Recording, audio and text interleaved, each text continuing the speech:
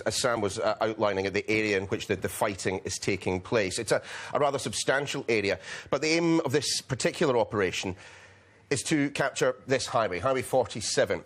And the aim is, of course, to try and strangle IS's main supply route from the group's de facto capital in Syria, Raqqa, all the way across to Mosul in Iraq, where, of course, the Islamist group does remain in control.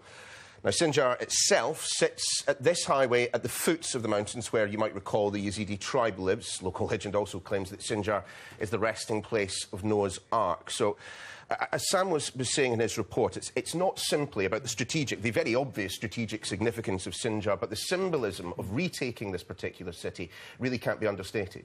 It was Sinjar that initially led to President Obama to authorise the bombing campaign. It was the flight of the Yazidis fleeing from Islamic State up into the mountains in Sinjar that originally captured the world's attention on Islamic State and led to American bombing and then led ultimately to the coalition that we now see in place fighting today. And of course thousands of those Yazidis still remaining within IS control. But let's just maybe now take a look at how the strengths of the various forces stack up. The name of the operation, Operation Free Sinjar, very obviously, it's been carried out by, well, 7,500 Kurdish Peshmerga fighters, Yazidi fighters, whilst at the same time the US-led international coalition bombing IS positions. They also have command and control facilities and weapon stores in Sinjar, which planes such as this will be taking pot shots at. Now, the US military and Kurdish forces estimate that they'll be fighting around 600 IS fighters based in the town. Now, that number has, in fact, increased over recent weeks. The offensive was delayed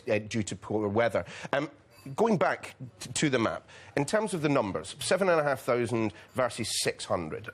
First instance, that looks like an easy fight to win, but it's the fighting that will be taking place within the streets. It's the urban combat that will be very difficult. Exactly. If it was in the plains anywhere around Sinjar, then it would be no contest. But Islamic State, building on the experiences of Al-Qaeda in Iraq, is fantastic at digging itself into urban environments through the use of IEDs, snipers, conventional mines, and, most importantly with Islamic State, large numbers of suicide bombers, or large numbers of fighters who are willing to give their lives.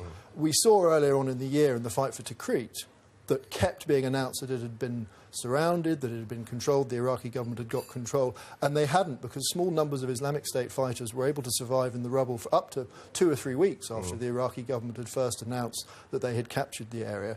And the significance of taking the highway is that it prevents Islamic State moving any more fighters into the area. The Kurdish Peshmerga have actually had a foothold in Sinjar since December last year, when they launched a counter-offensive. But they've only controlled a very small part of the town. So to winkle out the rest of the town, it's been crucial that they've blocked the town off from any more Islamic State fighters.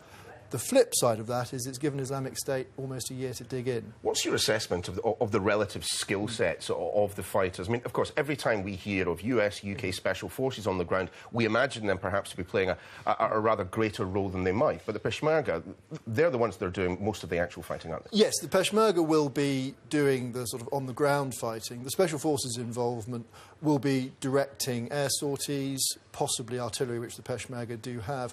The Peshmerga also have, and they don't always get credit for this, conventional artillery, conventional tanks, but it's not where their strength lies. Useful when you're up in the mountain, yeah. It is, exactly. It's not a style of fighting that they conventionally use, but the main area where US, UK special forces, and indeed US forces overall, is command and control, because that's where the Peshmerga aren't very strong. They're not used to mobilising 7,500 soldiers. They're not used to coordinating 7,500 soldiers with modern aircraft.